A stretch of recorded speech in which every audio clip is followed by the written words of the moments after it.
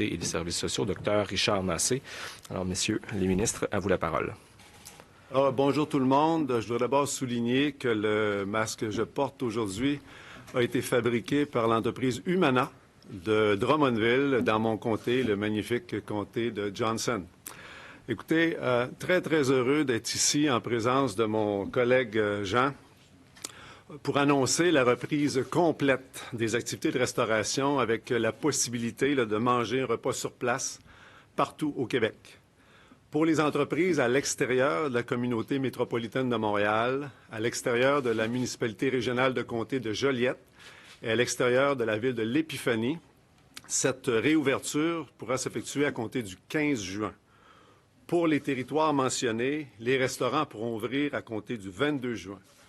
Naturellement, c'est une annonce qui était attendue par l'industrie, puis je m'en réjouis. On a ici, dans l'édifice, la présence de M. François Meunier de l'Association Restauration Québec et aussi de M. David Lefebvre de Restaurants Canada. Ce qu'il faut comprendre aussi, c'est que la restauration au Québec, c'est plus de 14 milliards de dollars de vente. C'est plus de 200 000 emplois. Puis c'est un secteur économique majeur qui est caractérisé par le fait qu'il encourage fortement la consommation d'aliments puis de boissons qui sont produits chez nous. Alors, c'est un apport économique majeur pour tout ce qui est agroalimentaire, et puis c'est un apport naturellement économique très important pour l'économie du Québec. Mais on sait aussi à quel point les restaurants sont des endroits qui sont importants dans nos vies. Ils sont importants parce qu'ils nous permettent de partager de bons repas, mais ils sont aussi importants parce qu'ils nous permettent de partager des moments entourés de ceux qu'on aime, de ceux qu'on apprécie, et aussi de nous détendre ou, ultimement, de s'offrir une expérience culinaire. Mais il est entendu, naturellement, que la pandémie COVID-19 fait en sorte qu'il y a des changements importants qui vont être demandés aux restaurateurs dans un seul but, c'est assurer la santé, la sécurité des travailleurs et la santé et sécurité des clients. Puis les entreprises auront naturellement des obligations dictées par la santé publique, notamment le fameux 2 mètres de distanciation. Et puis j'ai mon collègue Jean, dans quelques minutes, qui va vous donner davantage d'informations à ce sujet-là. Les clients, quant à eux, vont aussi avoir à jouer leur rôle, puisqu'ils seront soumis aux mêmes règles que celles qui prévalent pour les rassemblements intérieurs. Puis on a d'ailleurs Dr Massé, tantôt aussi, qui va nous entretenir de ce sujet-là. À titre de ministre, j'ai été en contact quotidien avec le secteur de la restauration dès le début de la pandémie. Que ce soit moi, que ce soit les gens de mon équipe, on a parlé de façon constante avec les restaurateurs, puis on a pu écouter leurs préoccupations. Alors, les balises sanitaires pour les restaurants qui sont présentées aujourd'hui sont réalistes puis sont adaptées à l'industrie. Elles ont été conçues en collaboration avec les associations de restaurateurs, les chaînes de restaurants, les chefs propriétaires. D'ailleurs, je salue leur volonté de mettre la main à la pâte pour aider le gouvernement à accélérer la reprise de leurs activités. Puis je les remercie pour leur travail. Vous savez, c'est une annonce qui tombe à pic parce que l'été est arrivé. Qui dit été, dit saison des terrasses. Puis on s'entend qu'avec les contraintes qui vont être appliquées au niveau des places à cause de la distanciation, bien, il va y avoir moins de place à l'intérieur des restaurants. C'est dans un contexte comme ça où il est très important de tout faire pour que l'utilisation des terrasses puisse être maximisée pour les restaurateurs. Alors, je suis bien heureux d'annoncer que ma collègue Geneviève Guilbeault, ministre de la Sécurité publique, s'est entendue avec la Régie des alcools, des courses et des jeux pour que celle-ci offre un assouplissement pour que les propriétaires de restaurants puissent modifier, agrandir ou bien obtenir l'autorisation d'exploiter temporairement un permis d'alcool sur une terrasse dans le contexte de la COVID-19. Tout ça, naturellement, avec l'accord des municipalités.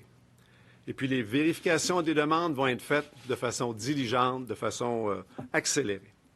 Ces mesures-là viennent s'ajouter aux allègements réglementaires qui ont été présentés par mes collègues Guilbeault et Fitzgibbon jeudi dernier à l'Assemblée nationale sous forme d'amendement au projet de loi 61 pour la relance économique.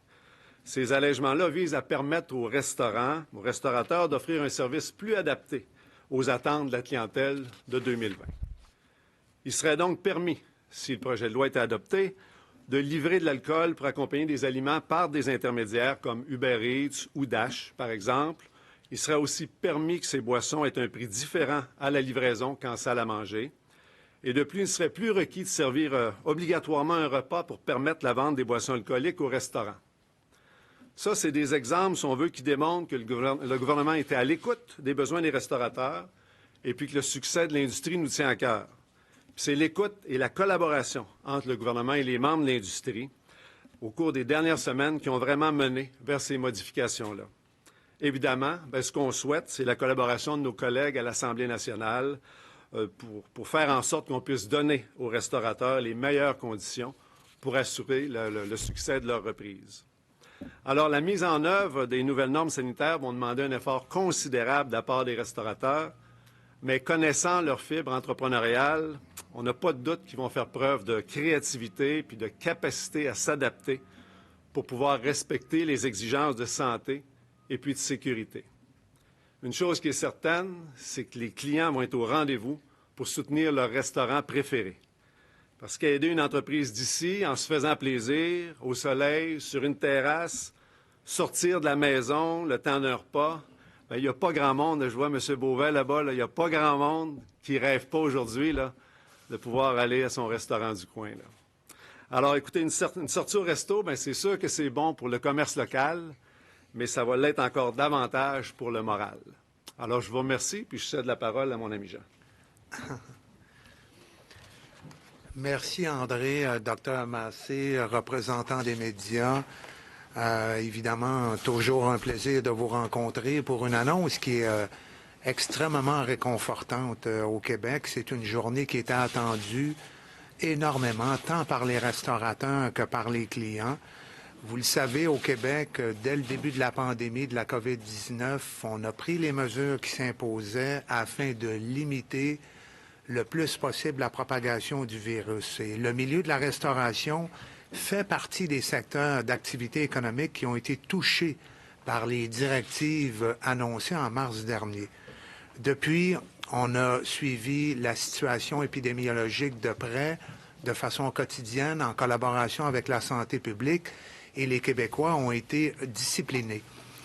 C'est une des raisons qui nous permet aujourd'hui de franchir une nouvelle étape dès la semaine prochaine. Et de nombreux restaurateurs, vous le savez, s'étaient déjà exprimés à l'égard de l'encadrement requis pour la réouverture. Ils ont demandé que nous fournissions des règles, des normes sanitaires en milieu de travail, parce que c'est un environnement qui est spécifique avec des enjeux qui sont très propres au domaine de la restauration. Donc, la CNESST a travaillé fort avec la collaboration de l'Association des restaurateurs du Québec, Restaurants Canada, le monde syndical, des propriétaires indépendants. Encore une fois, il y a un guide de normes sectorielles pour ce secteur-là, et c'est ce que j'annonce aujourd'hui. Toujours en réitérant l'importance d'une réouverture sécuritaire, la santé, sécurité des travailleurs et de la clientèle, c'est vraiment primordial. Donc, il y aura, et c'est publié sur le site de la CNESST, une trousse qui comporte un guide de normes. Donc, vous les connaissez, c'est des normes d'hygiène, des normes de désinfection, puis des normes de distanciation sociale. Il y a aussi une liste de vérifications quotidiennes pour s'assurer que les travailleurs ne soient pas symptomatiques, ni fièvre, ni toux, ni problèmes respiratoires, pour éviter les risques de contamination interne. Et il y aura aussi des panneaux à l'extérieur qui vont bien indiquer les règles applicables. Le guide recommande, entre autres, le port du masque de procédure et une protection oculaire lorsque la distanciation physique de 2 mètres n'est pas ou ne peut être respectée. Il suggère aussi, à titre d'exemple, de présenter les menus sur des ardoises ou des écrans sur les murs afin de limiter les échanges d'objets avec les clients. Nous laissons au bon jugement des restaurateurs le nombre de clients admis dans un établissement, que ce soit à l'intérieur ou à l'extérieur sur une terrasse. Mais la distanciation physique de 2 mètres entre les clients devra continuer d'être respectée. De plus, Il est recommandé que les objets ou les équipements partagés comme les tables, les chaises ou les menus soient désinfectés entre chaque client. Même chose pour les surfaces fréquemment touchées par les travailleurs ou la clientèle, comme les comptoirs ou les poignées de porte, pour qu'elles soient nettoyées plusieurs fois par jour. Le port du masque de procédure et une protection oculaire seront exigés pour le personnel de cuisine si la distanciation de 2 mètres ne peut être respectée. Pour les restaurants offrant un service de buffet, ce sont les employés qui devront faire le service au client et non le client lui-même. Ce sera une nouvelle expérience, on en convient tous, pour tout le monde, mais elle se tiendra dans un contexte sécuritaire.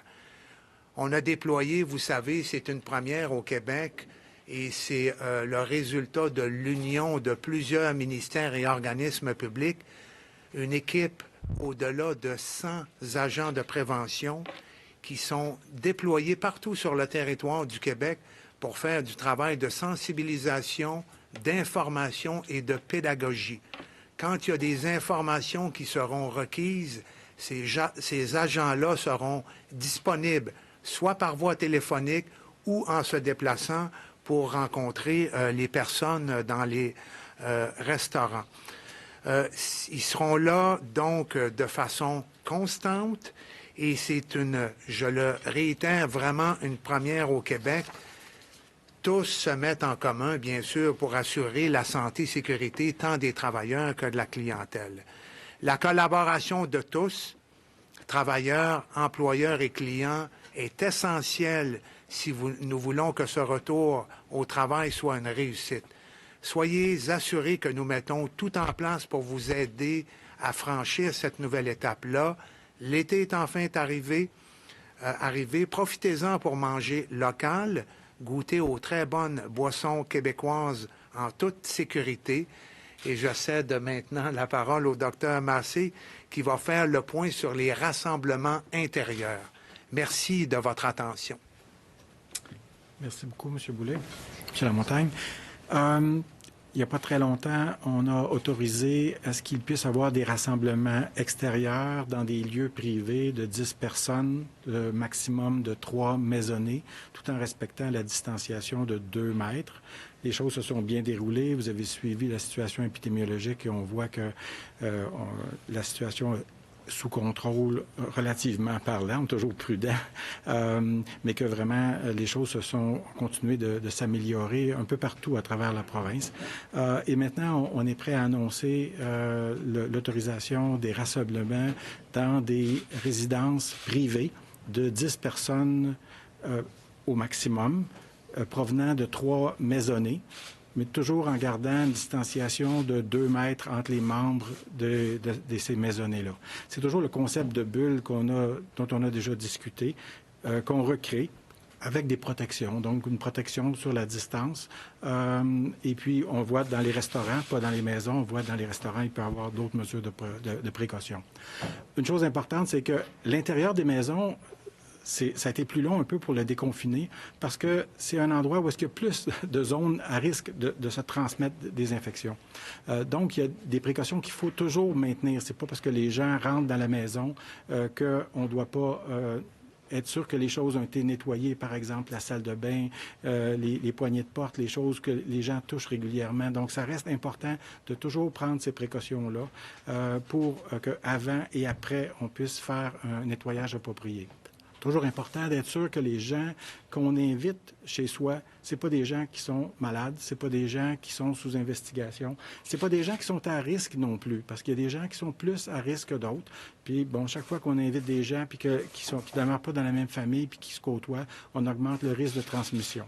Vous savez, les gens de 70 ans et plus, les gens qui ont des maladies chroniques, les gens qui ont des problèmes d'immunodéficience, mais toutes ces personnes-là, il faut être très prudent. Ça ne veut pas dire que les gens peuvent pas sortir, mais ils doivent être, je vais dire, doublement prudents ou triplement prudents, parce qu'il y a plus de chances pour eux, puis on veut vraiment pas que ces choses-là arrivent.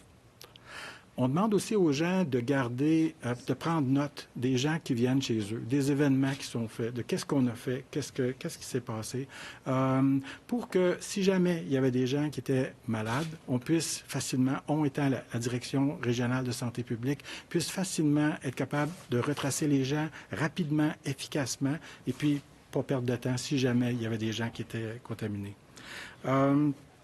Et puis enfin, on dit aux personnes qu'il va y avoir d'autres déconfinements pour des lieux publics à l'intérieur ou à l'extérieur qui vont venir plus tard, mais que pour l'instant, c'est seulement les lieux privés pour lesquels cette autorisation-là est donnée. Très bien. Alors, je crois que le ministre Boulay souhaitait apporter une précision. Oui, je voulais simplement préciser que les agents de prévention sont au nombre de 1000 et non de 100. Et au-delà de ça, bien sûr, il y a les inspecteurs de la CNESST qui sont au nombre de 450.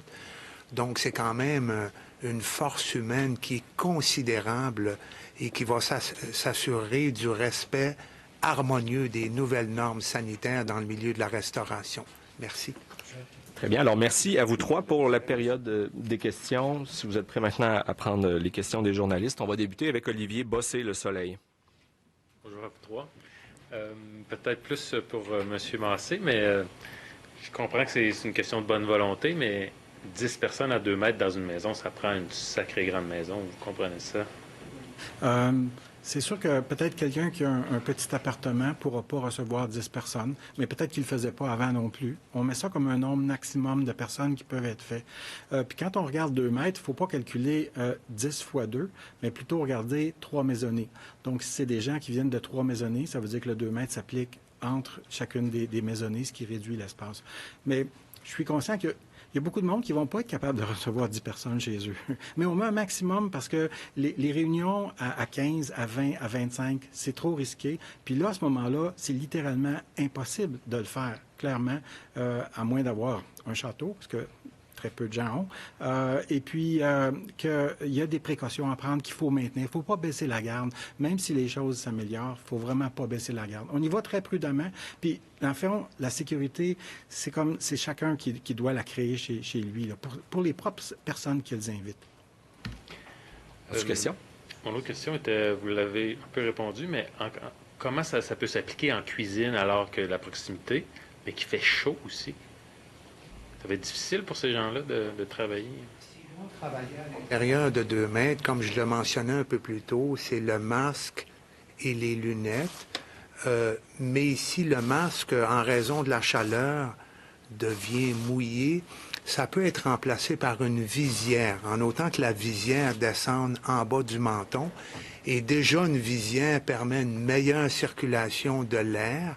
Et la visière peut remplacer ultimement, même sur le plancher, le masque et la protection oculaire, mais c'est nettement ce qui est favorisé. Mais ultimement, pour des raisons de chaleur, ça peut être remplacé par la visière. Merci. Prochaine question, Sébastien Bovet, Radio-Canada. Bonjour, messieurs. Aujourd'hui, en conférence de presse, M. Arruda a dit que la situation à Montréal était sous contrôle. Pourquoi donc décaler d'une semaine l'ouverture des restaurants à Montréal? Est sous contrôle, mais elle n'est pas, je dirais, aussi récemment sous contrôle, parce qu'elle reste encore fragile à Montréal.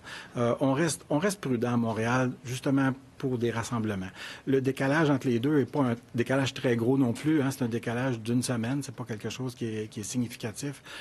Mais je pense que les Montréalais et les gens de la CMM, on dit Montréalais, mais c'est vraiment CMM, là, ils doivent être prudents parce que malgré tout, on ne voudrait pas que les choses reprennent, qu'il y ait des éclosions qu'on puisse éviter. Il y a un message là-dedans qui est, attention, au niveau de la CMM, on doit pas baisser la garde puis rester vraiment plus vigilant encore que les autres. Monsieur Boulay, vous avez parlé d'agents de prévention, vous avez parlé d'inspecteurs et ainsi de suite. Je ne sais pas si c'est une question plus pour M. Lamontagne, mais à quoi s'exposent En fait, est-ce qu'il va y avoir une surveillance des restaurants et à quoi s'exposent les restaurants qui ne respectent pas les règles? Écoutez, en ce qui concerne le rapport entre les propriétaires, les employeurs et les employés, de même qu'avec la clientèle, les agents de prévention ils ont un rôle de pédagogue. Ils informent, ils sensibilisent, ils peuvent intervenir dans les environnements de travail pour aider les personnes à bien appliquer les normes sanitaires qui sont dans le guide de la CNESST. Les inspecteurs de la CNESST peuvent intervenir s'il y a un enjeu entre un employeur et un employé. Les inspecteurs ont aussi ce rôle de pédagogue. Ils interviennent, ils dialoguent avec les parties, puis ils essaient de trouver une solution. Ce n'est qu'ultimement qu'ils ont le pouvoir d'émettre un avis de non-conformité sanitaire, et là, il y aurait des représentations à faire éventuellement, mais il n'y a pas de dossiers qui sont devenus vraiment contentieux à ce jour au Québec. Il y a les inspecteurs du MAPAC qui peuvent toujours intervenir pour s'assurer de la salubrité des aliments. Et en ce qui concerne les relations avec la clientèle, ça ne relève pas de la CNESST. Les agents de prévention sont là.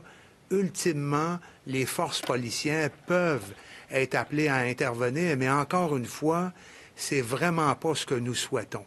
C'est une reprise graduelle qui est humaine.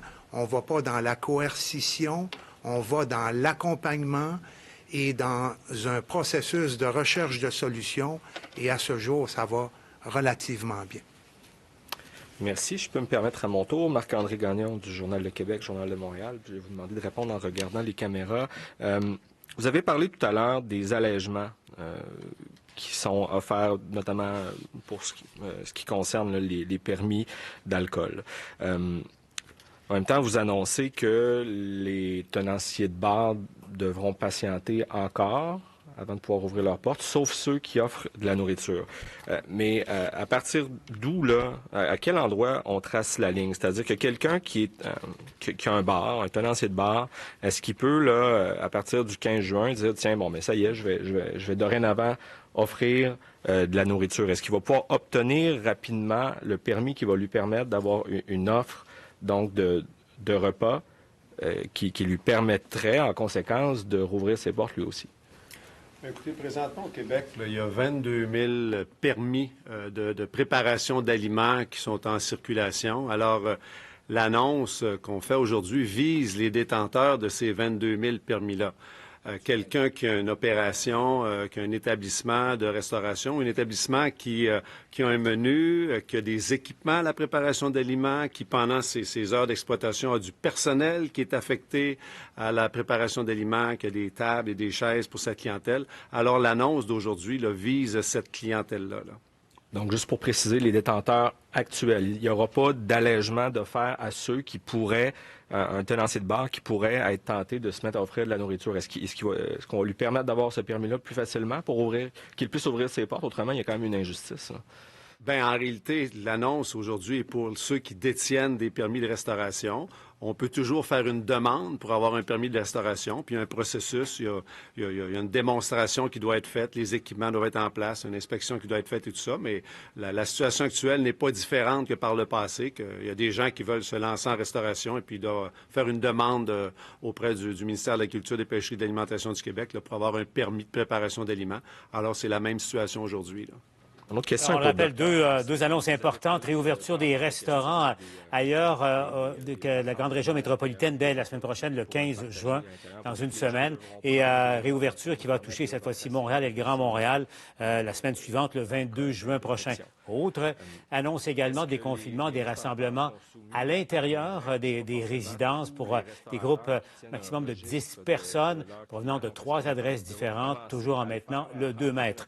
Ne bougez pas, on va bien sûr continuer de vous parler de ça. Entre autres, Emmanuel et Mario sont avec nous en direct ici à LCN.